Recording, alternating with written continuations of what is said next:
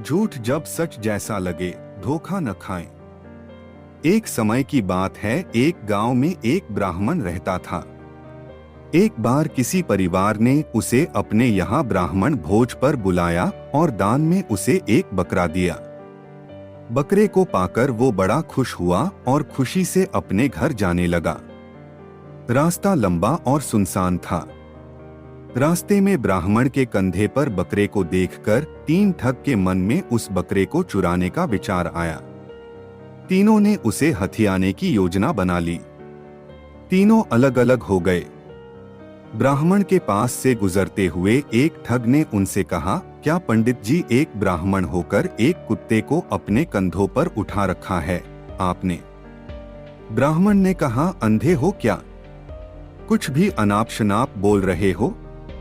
तुम्हें दिखाई नहीं देता ये कुत्ता नहीं बकरा है? इस पर ठग ने कहा, मेरे काम था आपको बताना, आगे आपकी मर्जी। थोड़ी दूर चलने के बाद ब्राह्मण को दूसरा ठग मिला। उसने ब्राह्मण से कहा, पंडित जी क्या आप नहीं जानते उच्च कुल के लोगों को अपने कंधों पर कुत्ता नहीं लादना चाहिए? ब्राह्मण ने उसे भी झिड़का दिया और आगे बढ़ गया।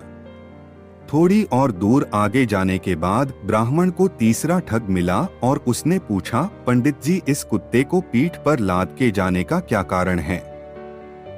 इस बार ब्राह्मण के मन में शक आया कि कहीं उसकी ही आंखें तो धोखा नहीं खा रही है, इतने लोग तो झूठ नहीं बोल सकते। और उसने रास्ते में थोड़ा आगे जाकर बकरे को अपने कंधे से उतार दिया और अपने घर की ओर आगे बढ़ गया। उसके आगे जाते ही तीनों ठग बकरे को वहां से उठा ले गए और उसे मारकर उसकी दावत खाई। तो दोस्तों, इस कहानी से यह सीख मिलती है कि कई बार झूठ को भी मेजॉरिटी में बोलने पर वह सच जैसा मालूम पड़ता है और लोग धोखे का शिकार हो जाते हैं। यदि आप मेरे चैनल पर नए हैं तो प्लीज सब्सक्राइब करें।